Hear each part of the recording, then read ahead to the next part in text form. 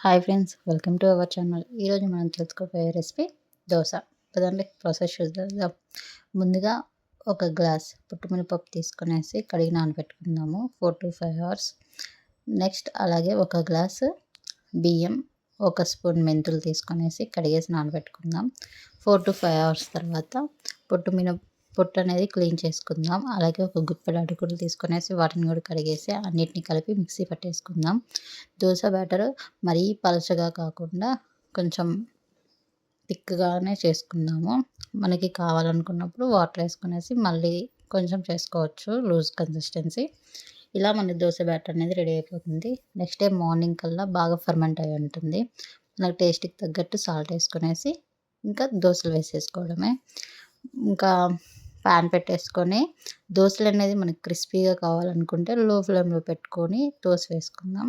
లేదు చాలా స్పాంజీగా స్మూత్గా కావాలనుకుంటే హై ఫ్లేమ్లో పెట్టేసుకుంటే దోశలు అనేది బాగా వచ్చేస్తాయి. ఇలా నేను నా స్టైల్లో వేసుకునే దోశ బ్యాటర్ ఇది. మీకు నచ్చినట్లయితే వీడియో లైక్ చేసి షేర్ చేసి సబ్స్క్రైబ్ చేయండి. ఒకవేళ నచ్చకపోతే ఎందుకు నచ్చలేదు అనేది కామెంట్ చేసేయండి.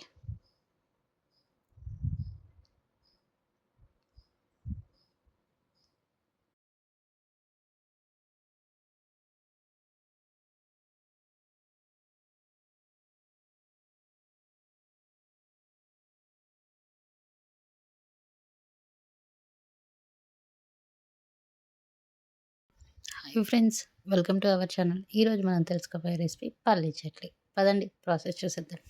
ముందుగా కొన్ని పల్లీలు తీసుకొని ఒక ప్యాన్లో వేయించుకోవాలి. అవి వేగిన తర్వాత అందులోనే మనం కొన్ని పచ్చిమిర్చి తీసుకొనేసి కొంచెం ఆయిల్ వేసుకొని బాగా వేయించుకోవాలి. అవి వేగిన తర్వాత పక్క తీసుకొని నెక్స్ట్ అదే ప్యాన్లో టమాటాలు తీసుకొని కట్ చేసుకున్న టమాటాలు తీసుకొనేసి అవి వేయించుకొని పక్కన పెట్టేసి ఇవన్నీ చల్లారిన తర్వాత మనం మిక్సీకి పట్టేసుకోవాలి. ఇక అవి చల్లారే గ్యాప్లోనే వేడివేడిగా దోశలు అనేది వేసేసుకుందాము.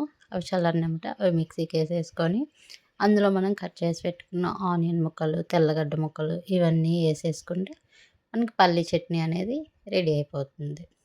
ఇలా మనం వేసుకున్న వేడివేడి దోశల్లో ఈ పల్లీ చట్నీ కాంబినేషన్ సూపర్ టేస్టీగా ఉంటుంది. అలాగే అన్నంలోకి కూడా చాలా బాగుంటుంది.